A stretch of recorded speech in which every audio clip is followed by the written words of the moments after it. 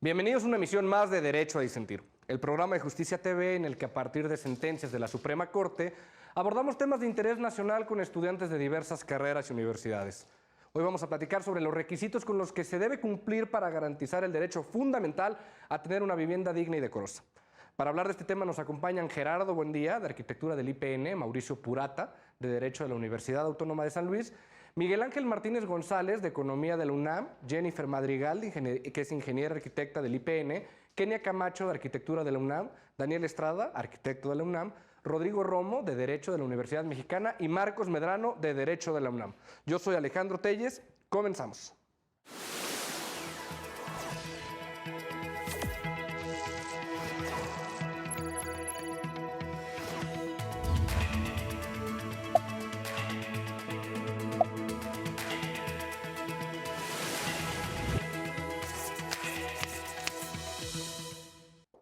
Hoy abordaremos el amparo directo en revisión 2441-2014, resuelto por la primera sala.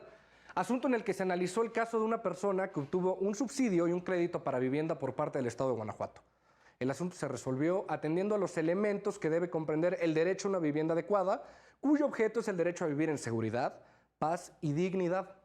La Suprema Corte determinó que se violó el derecho a una persona a una vivienda digna, considerando que el inmueble que se le otorgó no solo debía contar con infraestructura adecuada, sino también con acceso a servicios públicos mínimos, entre ellos el de seguridad. Bienvenidos a Derecho a Disentir. Gracias por acompañarnos. Gracias a ti. Kenia, platícame, ¿qué te parece la sentencia? ¿A favor, en contra, por qué? Bueno, creo que no se puede realmente decir si estás a favor o en contra, porque las dos partes tienen algo que estuvo bien y algo que estuvo mal. A ver, platícame. En cuanto a arquitectura, vamos a hablar que sí, cuando se propone realizar una unidad habitacional, se tiene que proponer también hacer un conjunto de, ya sea una escuela, ya sea hospitales. No puedes mandar a las personas simplemente a ir a un lugar, simplemente porque les diste un hogar y que esté súper retirado de su trabajo, que no haya escuela, que no haya seguro. Eso es lo que estuvo mal en esa parte. Y en la otra parte, pues la señora creo que tuvo que hablar desde un principio. Aunque ahí creo que se lo voy a dejar a los abogados, porque...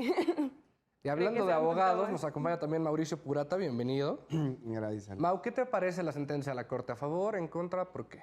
Fíjate que me parece una sentencia interesante. Ajá. No estoy a favor al 100%, pero tampoco estoy en contra de la totalidad. Comparto algunos considerandos de la sentencia. Creo que es bastante interesante el hecho de que trate de velar por los derechos fundamentales de las personas, en este caso una vivienda digna y decorosa, me parece. Entonces lo agarra de la Constitución, creo que es el cuarto constitucional, si no mal recuerdo, el que toca la sentencia. Creo que es bueno que en México la Suprema Corte esté resolviendo este tipo de asuntos. Sin embargo, creo que tampoco se puede extralimitar, ya sabes, ir más allá de lo que el Estado puede brindar, ¿no? Que igual ya cuando hablemos del fondo de la sentencia te diré más o menos por cuál motivo yo creo que no estoy totalmente a favor de la sentencia. ¿Por qué? Porque es imposible obligar a alguien a lo imposible, vaya, ¿no? En este caso, el Estado no puede suplir todas las necesidades de todos las y los mexicanos, es imposible, ¿no? Qué interesante este punto que tocas, porque doctrinariamente se ha discutido mucho, ¿no? Hay muchas veces que las sentencias, a efecto de intentar reparar un daño a un derecho humano, pone la construcción de hospitales o la elaboración de determinadas políticas públicas, y eso impone una tarea a otros poderes que depende de un presupuesto, etcétera. Lo vamos a platicar más adelante. Muchas gracias, Mau. Rodrigo, bienvenido a Derecho a Disentir. Platícame, ¿a favor, en contra, por qué? Gracias, Alejandro. Bueno, antes que nada, te agradezco la invitación. Gracias. Yo tengo una postura compartida. Todos están indecisos. Estoy compartido ya que, en efecto, hubo un incumplimiento en el contrato, en ciertas cláusulas. Sin embargo, con fundamento en el artículo 4 constitucional, no solamente la vivienda digna debe de reunir con infraestructura básica de seguridad, el Estado debe de brindar también seguridad pública para poder salvaguardar los derechos, lo que es la vida, la libertad. Entonces, si estos derechos se ven amenazados hasta cierto punto, considero la postura de la afectada de poder buscar otro lugar seguro para el desarrollo de su familia. Muchísimas gracias. Entonces también indeciso. A ver a qué conclusión llegamos con este debate. Yo estoy en contra de lo que Platícame. están... Bienvenida, Jenny. Muchas gracias. Buenas tardes, compañeros.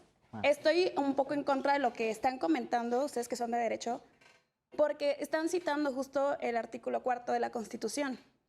Entonces, ahí dice que un derecho como ciudadano mexicano es tener derecho a la vivienda. Entonces, creo que el Estado está fallando en poner unas cláusulas en donde delimitan este derecho, ¿no? O sea, yo, poniéndome en la postura de la quejosa, me dieron la facilidad de un contrato de compraventa, pero tengo un menor y la zona que me dieron para habitar no es segura para mi hijo. Entonces, obviamente, como madre, no sé si es una madre soltera o no, pues no voy a dejar a mi hijo en condiciones de ese índole. Entonces, creo que el Estado está mal poner esa cláusula, ¿no? Porque el Estado, pues, tiene la obligación de proveernos de esos servicios, de esa seguridad. Y si no lo estaba dando esa unidad habitacional, pues yo creo que tengo el derecho de no habitarla hasta que el Estado cumpla con su deber. Muchas gracias. Miguel, bienvenido. Gracias En el por la caso invitación. concreto, lo que hablamos es de una cláusula que prevé la obligación para una de las partes para habitar la vivienda en un periodo máximo de 3 meses. Sí. La quejosa se duele de cómo va a habitar un lugar si no hay servicios. ¿Tú qué Sí, opinas? sí. Pues mira, como dicen acá, no es ni blanco ni negro por completo, hay una gama de grises en medio.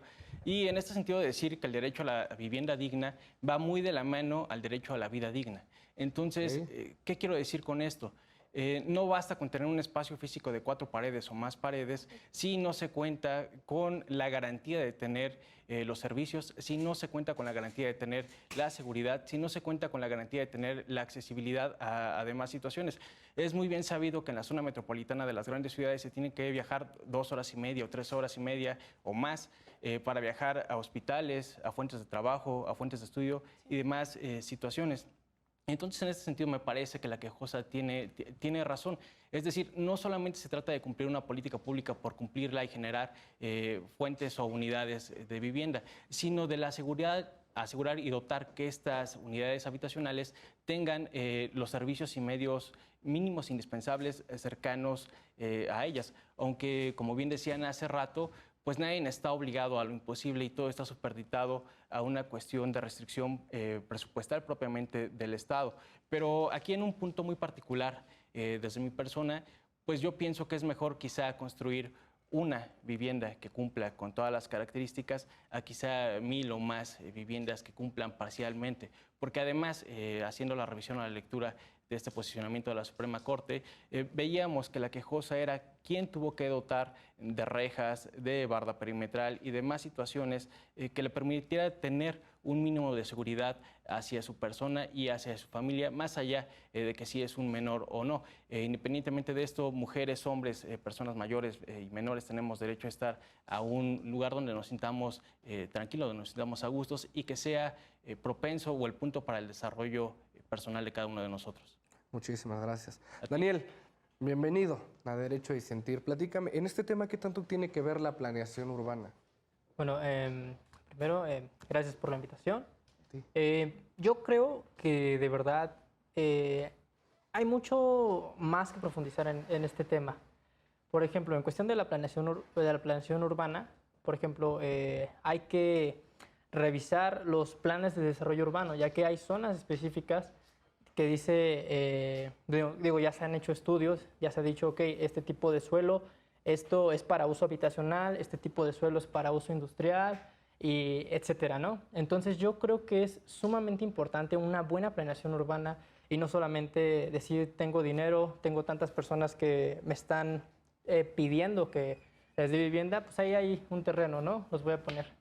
Desafortunadamente ahí entramos en otros temas un poco más complicados, como es el caso que se llega a dar en ocasiones de la corrupción, no respetando los planes de desarrollo urbano ya estipulados. Y como decía mi compañera Kenia, no solamente es poner casas por poner, es ver que tenga el equipamiento urbano correcto. Ahora, este equipamiento urbano, Gerardo, bienvenido a Derecho y Sentir, no va de la mano con que tú habites ese inmueble? Es decir, si yo como Estado estoy construyendo determinadas viviendas y pongo este tipo de cláusulas para que todos vayan a vivir ahí y después venga ahí el desarrollo como transporte, etcétera. Yo creo que habría que entender un poco el fenómeno de la vivienda social en general en la periferia de la ciudad, A ver. porque es un fenómeno que pues no vamos a corregir. La gente va a seguir viniendo a la ciudad porque en la ciudad es donde se encuentran las oportunidades, los servicios, el equipamiento y donde de alguna u otra forma las familias tienen mejor oportunidad de vida o de calidad de vida. Entonces, en ese sentido, creo que más bien se tiene que regular la vivienda social porque las infraestructuras que existen en este momento son reguladas por pues, los mercados inmobiliarios. Ellos deciden qué construir, qué no construir y el gobierno se queda como pues, a expensas de todo lo que sucede porque pues, ellos solucionan la demanda que el gobierno no está solucionando. Entonces, en ese sentido, creo que el gobierno debería incidir en las políticas públicas, en el marco normativo de qué es lo que se debería hacer y qué es lo que no se debería hacer. ¿Por qué? Porque los mercados inmobiliarios están haciendo y deshaciendo a su modo de ser. En ese sentido, pues... Sí, yo claro. creo Y que tenemos un problema tanto de oferta y demanda que también lo vemos aquí en la Ciudad de México, ¿no? Las áreas céntricas tienen precios de suelo carísimos, ¿no? Y es donde el gobierno se tiene que preguntar, bueno, a la gente de menores ingresos, ¿cómo vamos a hacer que tengan una vivienda, un suelo, una casa propia?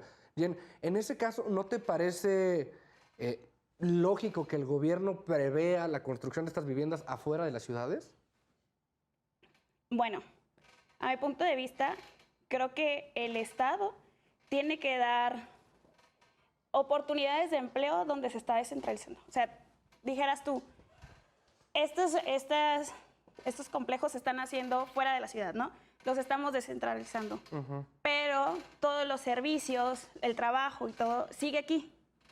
Tenemos que darle acceso a esas personas de que tengan una calidad de vida proporcionándoles empleos en esas zonas. ¿No crees que le estamos pidiendo mucho al Estado? Y bueno, otro punto es que además, a los alrededores, es donde se generan los cinturones de pobreza. Claro. Entonces, ese es otro conflicto que también a la hora de que tú vas a proyectar, tienes que checar que los espacios sean lo más libres para que no haya delincuencia. Porque también es muy probable que ahí se genere eso. Y por algo son cinturones de pobreza, porque es migración. Muchas veces ahí pues tienen casas que ellos mismos construyeron y entre ellos pues ya se hace como... No quiero decir como que la sociedad se malea, pero hay muchos que pues tal vez ya vienen así, hablando desde otro punto de vista, ya están como crecieron en hogares de violencia y se puede ir generando más y más. Okay. Entonces yo pienso que no sería una buena idea, a menos que primero se acabara con eso. Ok, Marcos, bienvenido. Gracias. Y ¿tú qué opinas? ¿Hasta dónde llega la obligación estatal? Jen menciona que incluso a la generación de empleos en esas zonas. Yo creo que es muy importante primero que nos demos cuenta de la política pública que se implementa, ¿no? Que es precisamente dotar de vivienda digna a todas las personas. Algo muy relevante que deja la sentencia pues es el alcance de hasta dónde llega la vivienda digna, ¿no? El artículo constitucional pues no es tan extensivo, sin embargo la quejosa al momento de recurrir al recurso utiliza también los controles de convencionalidad, el Protocolo Internacional para los Derechos Económicos, Sociales y Culturales, que pone sobre la mesa algunos principios que nosotros podríamos seguir para identificar qué es una vivienda digna. Entre ello, pues dice que la vivienda digna no debe reconocerse como un concepto restrictivo, sino amplio. Entonces no podemos detenernos, como bien decían, a decir, si tienes un techo, servicios básicos, enchufes para la luz, etcétera, ya es una vivienda digna. No.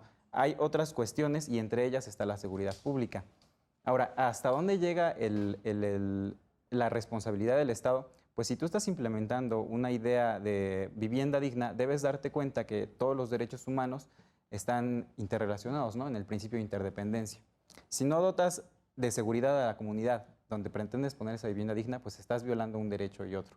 Lo mismo pasa con los servicios de salud, de educación. Entonces yo creo que el Estado, al diseñar las políticas públicas, tiene al menos la responsabilidad de pensar dónde debe colocar estas viviendas de manera que se pueda ejercer efectivamente y completamente el derecho a la vivienda digna. ¿Y hasta dónde llega, Mau, esta obligación estatal? Porque me parece que la ola de delincuencia y de inseguridad la vivimos en todo el país y en todas las zonas, ¿no? ¿Hasta dónde podemos delimitar que el Estado esté incumpliendo con esta obligación o no? Creo yo, Alex, que es un tema interpretativo, ¿no? Porque igual tú puedes vivir, no sé, aquí en Polanco, en la Condesa, y si te asaltan cada 15 días, el Estado? entonces tú vas ahora a instar al Estado a decirle que no es una zona segura y le vas a pedir que te brinde de seguridad. O sea, creo yo, le estamos exigiendo, a mi punto de vista, por parte de varios de los que han opinado aquí, creo que le estamos exigiendo de más, de verdad. Hay un tema en el derecho que se llama, que son los famosos derechos programáticos. ¿Cuáles son estos derechos? Pues son los derechos de... Cuando tú adquieres un derecho ya no se te puede quitar. Y es como principio de progresividad, ya sabes. Pero hay ciertos derechos que el Estado es imposible que los satisfaga. ¿A qué me refiero? En este tema venimos y decimos, bueno, hay que darle una vivienda digna, decorosa, que cuente con todos los servicios básicos de alumbrado, recolecta de basura, seguridad. Eso sí estoy de acuerdo, ¿no? Pero vamos a ser honestos, es casi imposible que se llegue a dar, y más en nuestro país, ¿no? Creo yo que la intención del gobierno, ¿de dónde fue? Fue de Guanajuato, ¿no? Su intención fue decir, bueno, vamos a hacer una política pública para poder ayudar a las personas que no tienen una casa propia a que ya tengan su casa, ¿no? Entonces, ¿dónde la vas a construir? No la vas a construir en Polanco, no tienes ese dinero, no la vas a construir en la Roma, no la vas a construir en la Narvarte. Pues obviamente, muy probablemente la construyeron en la periferia, ¿no? O sea, quizá en algún terreno que tuvo que haber hecho alguna donación, alguna empresa que le hayan quitado algo por alguna licencia o algo que le hayan otorgado, para que después de ahí el gobierno pueda poder invertir y construir todas estas casas, ¿no? Ahora, si tú estás firmando y hay una cláusula que te dice específicamente que si a los 3 meses no la ocupas, pues es motivo de rescisión del contrato, lo que tú estás firmando, tú te estás comprometiendo a ello, ¿no? A final de cuentas, creo yo, estaba en todo su derecho a decir, tú incumpliste el contrato y yo estoy en todo mi derecho de resarcirlo y estoy en todo mi derecho de que ya te quiten el bien, ¿no? Entonces creo yo que sí nos estamos yendo a un país color de rosas que no existe. No es México, y en muchos países más de Latinoamérica y en otras partes del mundo es imposible que el Estado te pueda suplir todas las necesidades, ¿no? O sea, incluso creo yo, las personas que se les brindan este tipo de apoyos normalmente es gente de escasos recursos, ¿no? Entonces, sí, claro, qué ideal sería decir que también hay buena zona, hay trabajo cerca. Eso es totalmente una utopía, ¿no? El que tú digas todavía pones un trabajo cerca, hay algo que a los que se dediquen y que todavía ganan para tener un nivel de vida medio bueno.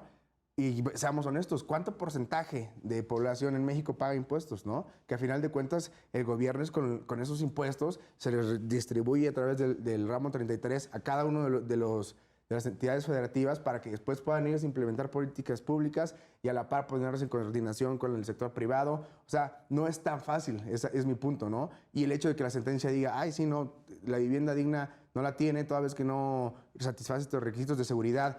Y bueno, creo que los efectos no fueron, al final de cuentas, tan malos, porque creo que no lo obligó a tal cual a que rescindiera el contrato, sino a que rescindiera, sino que lo obligó a que tenía que comprobar que realmente había inseguridad, ¿no? O sea, que no nada más era su dicho, sino acreditarlo. Pero creo yo, esto ya rebasa los límites del Estado. Es como si yo te digo, oye, pues también en el artículo 4 viene un derecho al medio ambiente adecuado, ¿no? Pues creo que aquí todos los días no lo violan, ¿no? Simplemente las 24 horas del día, los 365 días del año nos están violando ese derecho. Y dime si le podemos reclamar al Estado. Si no, el día de mañana va a haber una lluvia de amparos todos promovidos en contra de que se nos está respetando y se nos vulnera ese derecho humano. Qué interesante este tema. ¿Por qué? Porque se discute mucho. Es algo que se ha criticado incluso a cortes latinoamericanas. Este romanticismo del derecho constitucional y del reconocimiento de ciertos derechos que no puedes llevar a cabo en la realidad. Hay muchas veces que hablamos incluso de un derecho humano al Internet, ¿no? De muchas cosas que no sabes si es posible bajarlo y asegurarlo para toda la sociedad en general. Si quieren, con esto regresamos. Se está poniendo muy interesante, pero tenemos que ir a un corte. No te vayas, esto se va a poner muy bueno. Esto es Derecho a Disentir por Justicia TV. Estamos de vuelta en Derecho a Disentir por Justicia TV. En el primer bloque estuvimos hablando un poco sobre cómo aterrizar este reconocimiento de derechos que se da en las constituciones y fijarnos cuándo estábamos pidiendo imposibles a los estados, hasta dónde sirven estas sentencias, cuándo están cercanas o no cercanas a la realidad. Marcos, ¿nos quieres compartir tu punto de vista? Sí, estábamos hablando acerca de hasta dónde podemos nosotros exigirle al Estado el cumplimiento de los derechos, ¿no? Mauricio decía que nadie estaba obligado a lo imposible, lo cual es correcto. Sin embargo, justamente porque México no es un país de rosa, es un país donde los derechos ciudadanos, los derechos sociales deben exigirse con toda la fuerza. Es, creo, importante también tomar en cuenta que cuando tú dices que se firmó un contrato y que no, la cláusula tercera le decía al Estado toda la fuerza para rescindir el contrato, también el mismo contrato decía, le estamos dotando de una vivienda digna. De acuerdo a lo que ya vimos en la Constitución y al protocolo, los criterios de convencionalidad, no era una vivienda digna.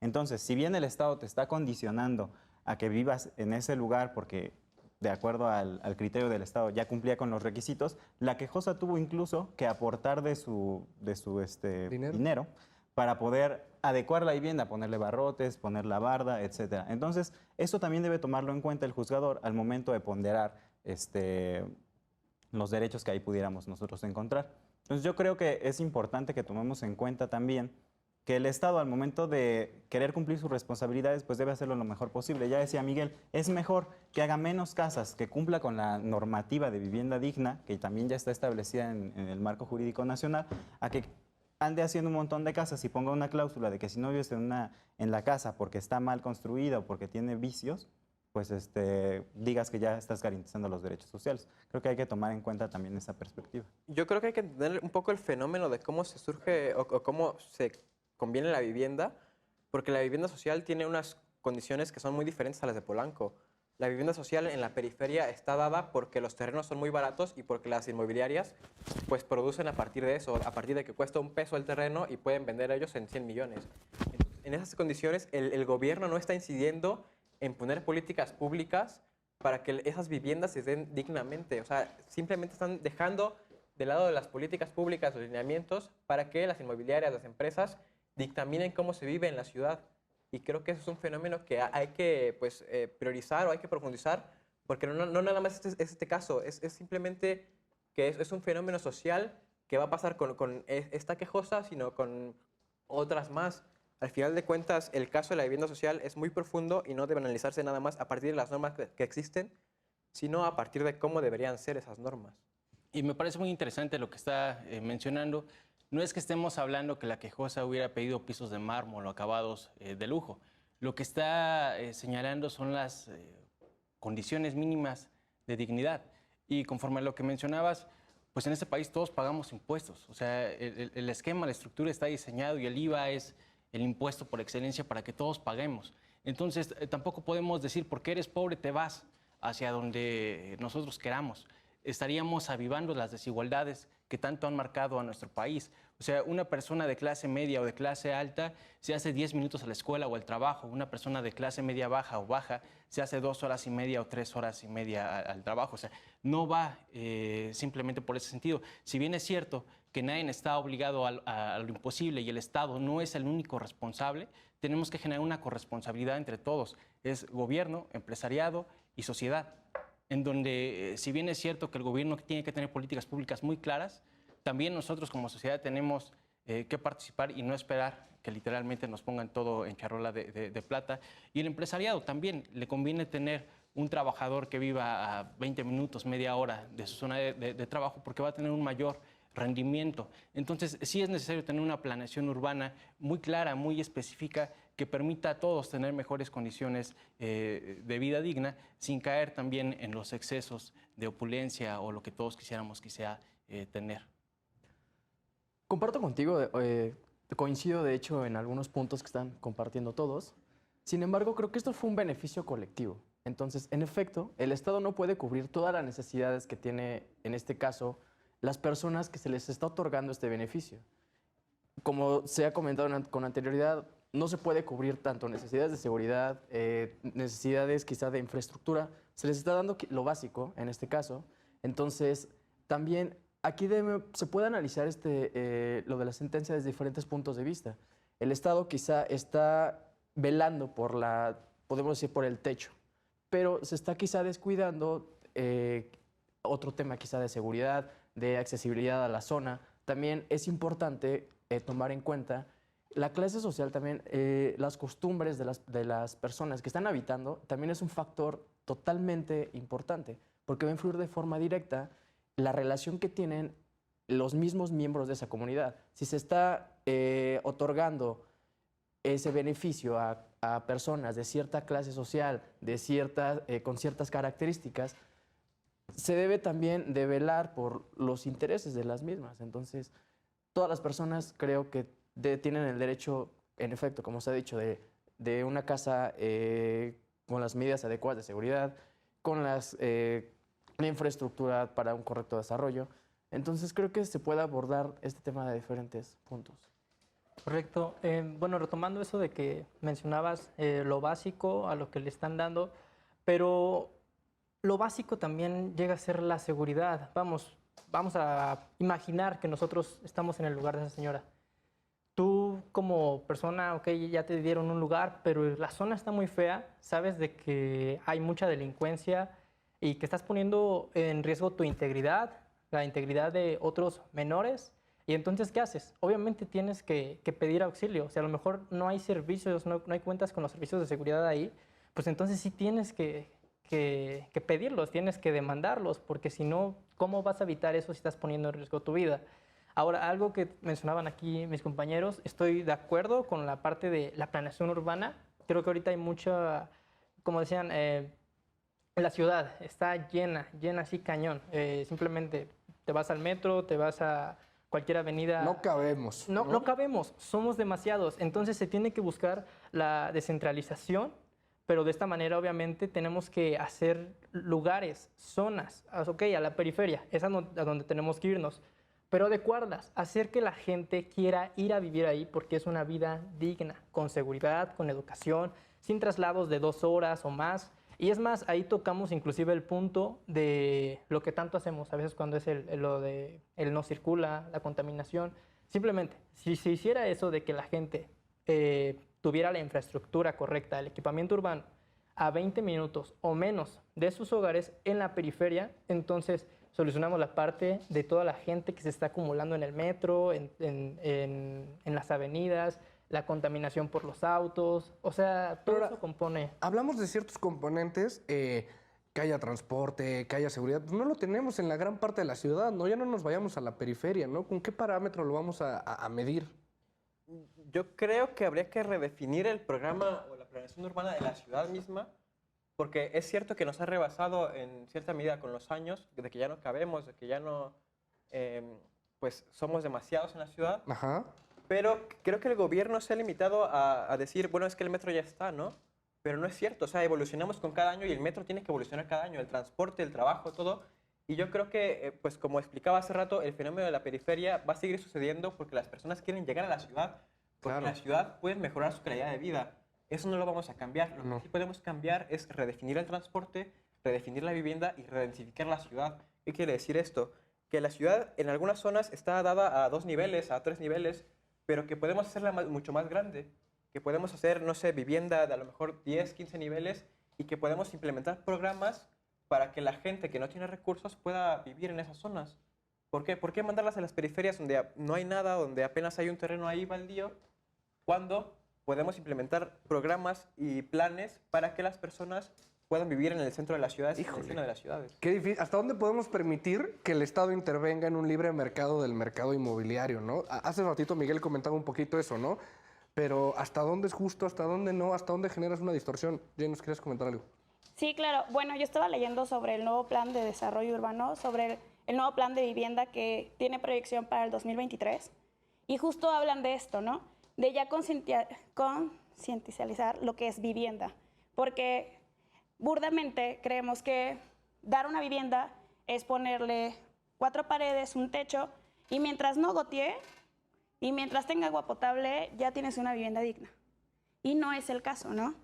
El caso es darles accesibilidad, darles una buena ubicación, y esto lo desarrollan de forma de sí, o sea, buscarles formas de empleo cerca de sus casas, buscarles servicios de salud. ¿Crees que es labor del Estado generar esos empleos cerca de las periferias?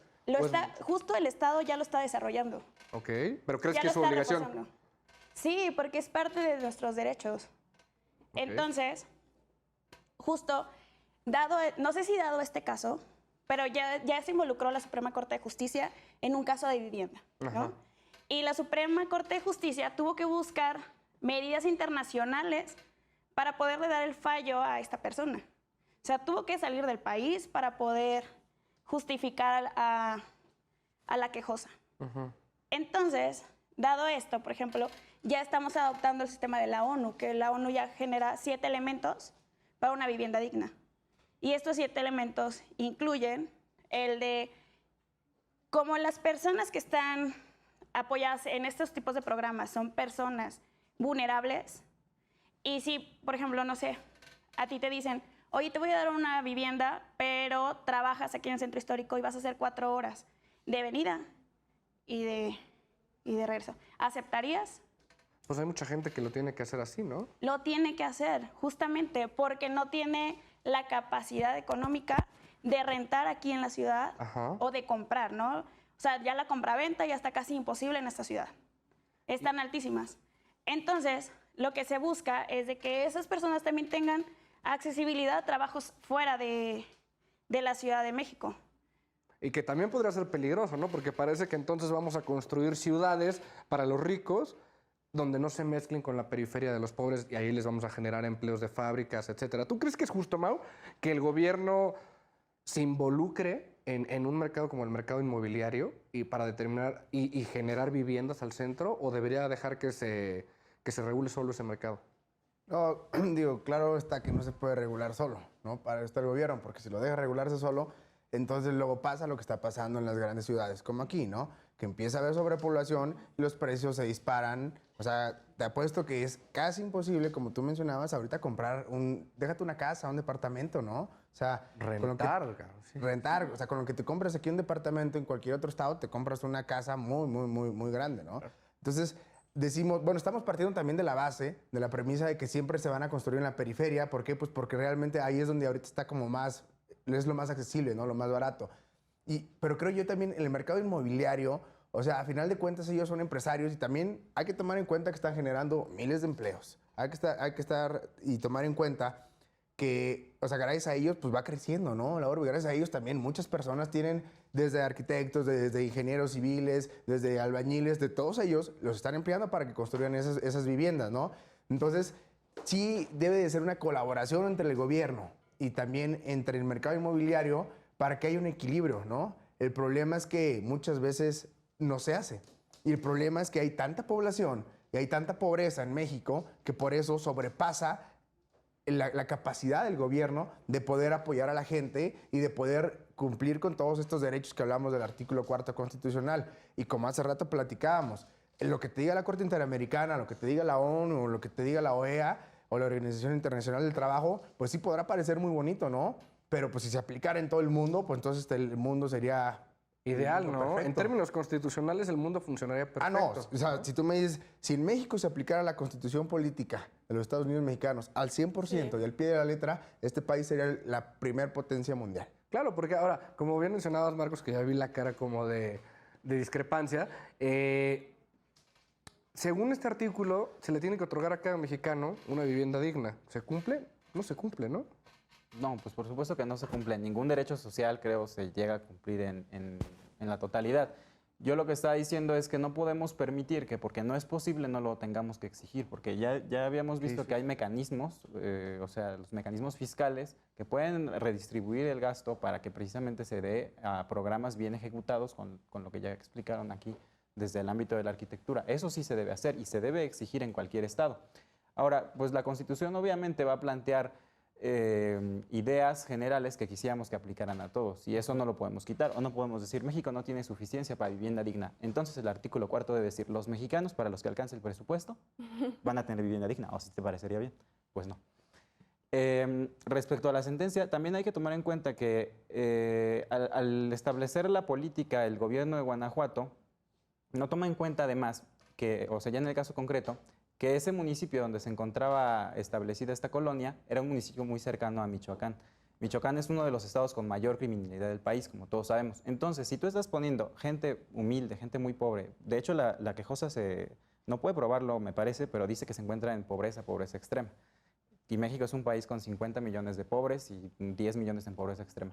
Entonces, al momento de hacer estas políticas, pues también parece exigible al Estado que al menos dote de seguridad a esas colonias que está poniendo en una zona, como dicen, el cinturón de pobreza, que normalmente se encuentra también cerca de un cinturón de inseguridad. Perdón. Ya lo dijo Miguel, no está pidiendo pisos de mármol, no está pidiendo nada sobrenatural que no sea lo que le trata de garantizar la Constitución y el marco jurídico en general de los bienes inmuebles, cómo se deben construir. Aquí me parece que hay algo muy interesante, muy importante. Hace rato Alejandro decía, vamos a llegar a construir ciudades de ricos y ciudades de pobres. Es que ya lo hay. Díganme un pobre que viva en Lomas de Chapultepec, Sí. que viva en la Narvarte, que viva en la Condesa, o que viva en otras colonias de opulencia aquí en la Ciudad de México. Las mencionamos porque es nuestro ámbito de incidencia o que conocemos a primera instancia. Y evidentemente que la industria de la construcción en México es de las industrias que más jalan la economía en el país. Entonces tenemos que ver no el cómo no, sino el cómo sí podemos seguir operando entre sociedad, entre gobierno y entre el capital privado para generar estas fuentes de empleo que se necesitan y que son completamente necesarias. Si bien es cierto que no todos vamos a poder vivir en estas zonas céntricas, sí tenemos que dotar de las mínimas condiciones de bienestar para todos. Y reitero, o sea, no es que la señora esté pidiendo pisos de mármol o no es que esté pidiendo ir a la universidad de superprestigio o demás situaciones, sino tener el mínimo necesario para poder decir que es una vivienda digna, porque, o sea, reitero, no son 4 paredes, es un sentido de permanencia en el lugar en donde vives, es un sentido de cariño, de afecto a ese territorio y, por tanto, el querer trabajar y poder trabajar para salir adelante. Pero muy difícilmente esto se puede hacer contracorriente, tiene que haber una conjugación de sociedad, de gobierno y del empresariado para que podamos salir adelante y que a todos nos sea benéfico. Ahora, Rodrigo, ¿tú crees que, por ejemplo, ponían el ejemplo en el caso concreto se encontraba cerca de Michoacán? Ecatepec es uno de los municipios con mayor delincuencia a nivel nacional. ¿Tú crees que cualquier habitante de Ecatepec pudiera reclamar que no se le está cumpliendo con el derecho a una vivienda digna? Considero realmente que se le está exigiendo de más al gobierno, al Estado. Se le está pidiendo cuestiones que a veces están fuera ya de su poder, por así llamarlo. En este caso, por ejemplo, la inseguridad a veces se concentra tanto en ciertos puntos de la ciudad por las costumbres, por la clase social que habita. Entonces, a veces el Estado no puede satisfacer las necesidades que tienen las comunidades. Entonces, es importante quizá abordar la situación desde otro punto de vista, crear quizá programas sociales. O sea, la delincuencia, la inseguridad está detonada por algún factor. Quizá por la falta de empleos, quizá por cuestiones culturales. Entonces, creo que se debe de primero satisfacer o tratar de erradicar esas necesidades para evitar la delincuencia. Ahora bien, dicen, está cerca de lo que es Michoacán. En efecto, probablemente hay delincuencia, hay inseguridad, hay cuestión X o Y de inseguridad. Entonces, el Estado podría tratar de velar por cubrir las necesidades que estén detonando robar, o las cuestiones de inseguridad son detonadas quizá por una necesidad económica, no por una necesidad quizá placentera. Entonces, si satisfacemos la necesidad económica, vamos a erradicar quizá en un sentido utópico la delincuencia. Entonces, Ese es un punto muy interesante. Y detrás de esto hay un debate también muy, muy interesante, que es, ya mencionábamos cómo hay un ideario constitucional de lo que debe aspirar y lo que debe tener la sociedad mexicana, y tenemos sentencias que tienen que aterrizar y que tienen que judicializar estos derechos. Es muy interesante hasta dónde se puede llegar y hasta dónde no. Regresamos contigo, esto se está poniendo muy interesante, no te vayas, derecho a disentir. Estamos de vuelta en Derecho a Disentir y estamos platicando un poco sobre la garantía de seguridad que tiene que brindar el Estado a las personas en general y como condición para tener una vivienda digna. Aquí se abre un tema muy interesante, pues hay una situación de inseguridad que permea a nivel nacional y en específico en municipios como Ecatepec, ¿no? ¿Nos quieres compartir algo? A ver, platícanos. Principalmente, y una es explicar por qué hay muchos habitantes en Ecatepec. Uno es porque, pues, de alguna u otra forma, la conexión que tiene con el metro de la ciudad hace que la gente tenga más conectividad con los centros de población, centros de trabajo, con las actividades académicas, y eso hace que Ecatepec, pues, sea un ente en el que, pues, las personas van a habitar porque tiene mejor conectividad. La otra que tiene que ver con la inseguridad es, pues, es un fenómeno complejo. ¿Por qué? Porque las zonas con más inseguridad, por lo menos en la Ciudad de México, son las zonas más marginadas.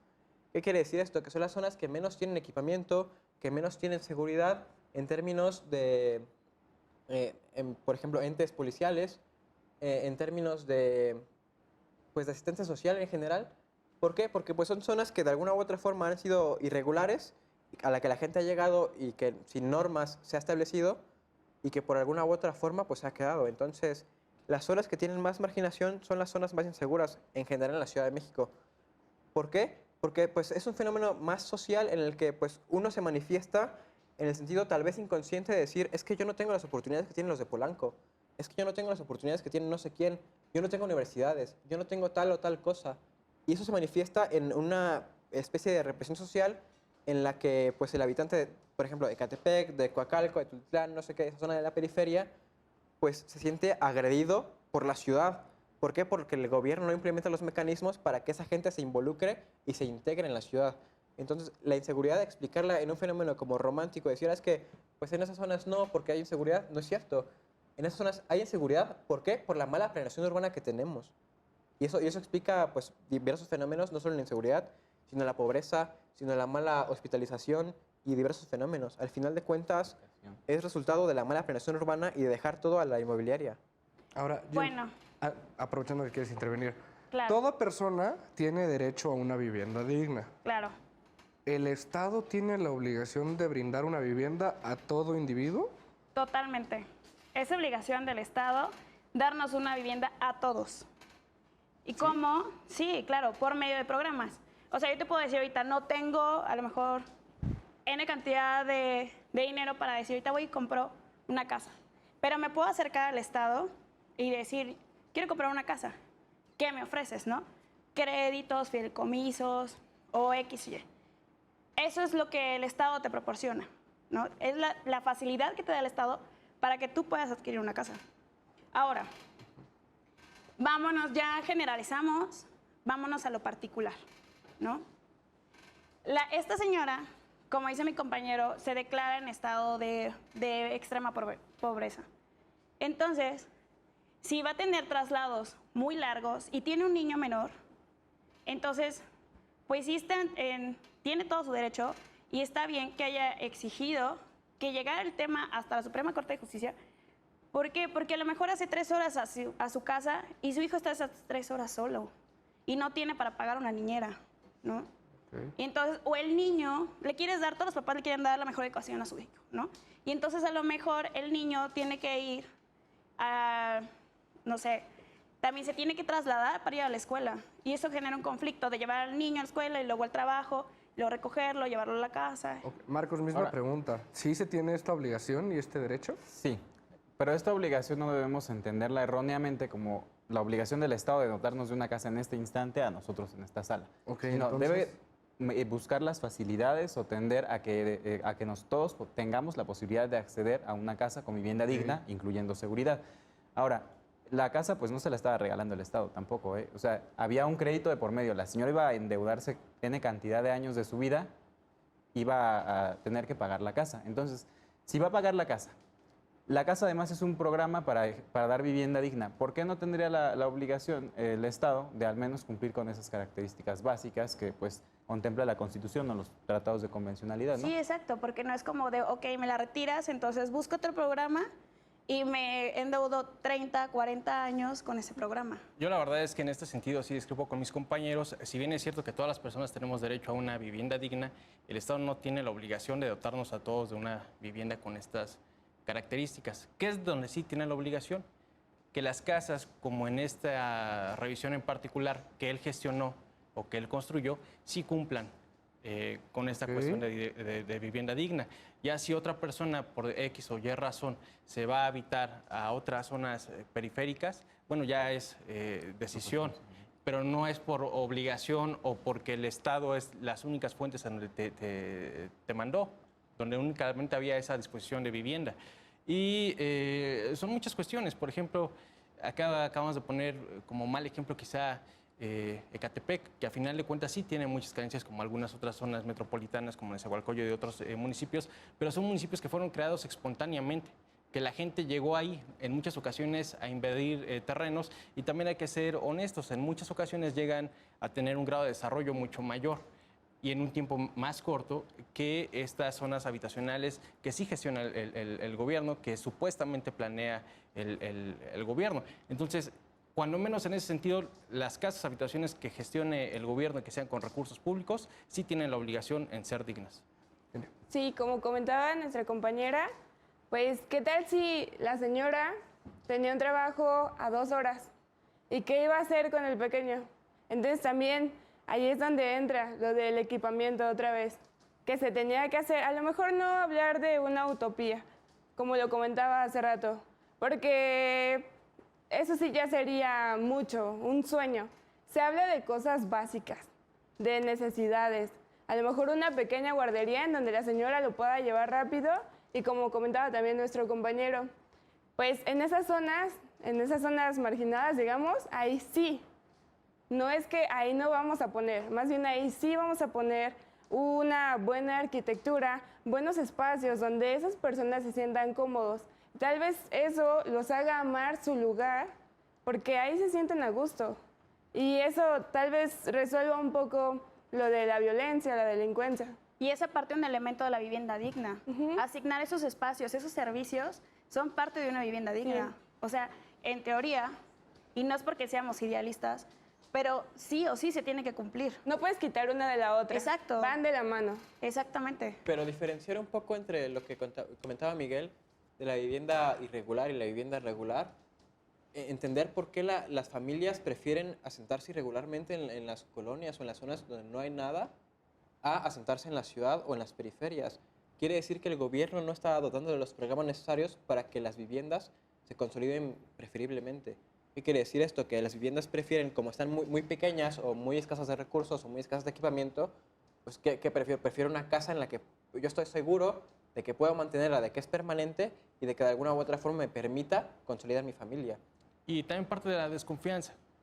Aunque sea invasión de terrenos, aunque sea de forma irregular, tú sabes que construiste. Y no es novedad y no es un secreto que muchas de las viviendas sociales se construyen con mala calidad. Entonces te vas a endeudar por 30 años, 40 años de tu vida para que antes de que termines de pagar el crédito ya no sirva. Entonces por eso muchas veces la gente opta por estas opciones de irse sí a la periferia, pero no en los lugares supuestamente planificados, sino donde sale o surge espontáneamente. Es que volvemos a lo mismo, todo se resume a una buena planeación. Las cosas cuando se planean realmente es que salen bien. Como hace ratito comentaban, no es darles a los fabricantes, a los recursos mobiliarios, ahí están los terrenos, tú vas ahí. No, o sea, es supervisión. Se tiene que hacer eso, supervisar realmente. Porque como comentabas, estamos aquí en la ciudad, aquí tampoco se cuenta con seguridad, pero contamos con universidades, contamos con medios así de transporte que, digo, si bien o mal, nos llevan a donde tenemos que llegar. Contamos con policías, contamos con los negocios necesarios, que ahí hayan a lo mejor fallas, a lo mejor en el sector salud, en el sector de seguridad, pero todo es en base a que no hay esa supervisión. Entonces, es una supervisión de todo y desde la construcción de este tipo de viviendas. Entonces, Rodrigo, ¿hasta dónde llega la obligación estatal? Bueno, coincido con lo que están diciendo mis compañeros. Creo que se le está cargando toda la responsabilidad al Estado en este caso, ya que los mecanismos de acción que se tendrían que, en este caso, activar sería para resolver el por qué la gente de las periferias van a la ciudad todos los días, porque se está saturando, en este caso, la ciudad, por así llamarlo.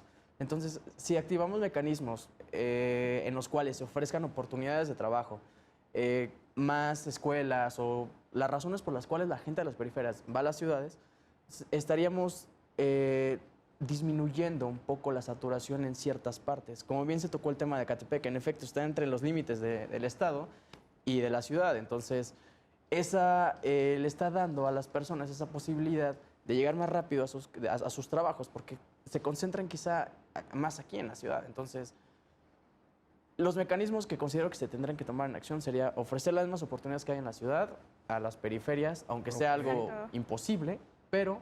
Aunque sea imposible. Puede que sea imposible hasta cierto punto. Obviamente no va a haber las mismas oportunidades de la ciudad porque quizá aquí están los corporativos de algunas empresas, quizá las oportunidades de trabajo, las oportunidades laborales empresariales son mucho mejor. Está centralizado. Entonces, se podría quizá ofrecer más trabajos. Por ejemplo, no se construyeron solo esas casas, se ofrecieron ahí oportunidades de trabajo, como bien lo tocó Mao, a albañiles, arquitectos. Entonces, se ofrecieron trabajos. Sí hay. La situación es que la gente prefiere la ciudad y no hay como una búsqueda de trabajos cerca a sus domicilios. No, yo creo que el Estado está fallando mucho en entregar este tipo de viviendas sin terminar el proyecto en su totalidad, ¿no? Porque a lo mejor sí tienen todo un desarrollo urbano bien planeado, pero, no sé, levantan las casas, terminan las construcciones, hacen caminos, meten la infraestructura básica y vámonos, ¿no? Ahí te van las llaves de tu casa y habítala. Yo creo que en ese sentido estamos romantizando un poco, por un lado, el hecho de que haya trabajos. El hecho de que haya trabajos no significa que sean de calidad, por un lado. Y por el otro, creo que estamos ignorando la calidad y la cantidad de trabajo que hacen las viviendas irregulares.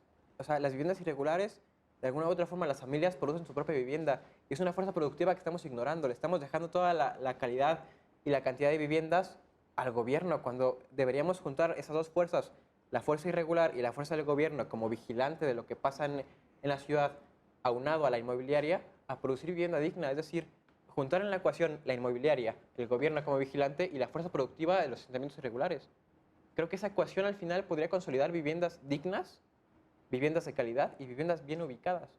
Porque al final de cuentas, pues no se trata de que el gobierno pues, nos dé a todos nosotros aquí en la mesa pues, una casa digna y de, no sé, 140 metros cuadrados. No se trata de eso, sino que se trata de consolidar viviendas que tengan equipamiento. Y eso solo se puede hacer si contamos con la fuerza productiva de la vivienda que está sucediendo en las periferias. Ahora, pues muchísimas gracias. Creo que nos quedamos con muchas preguntas que resolver, pero se nos acabó el tiempo, ¿no?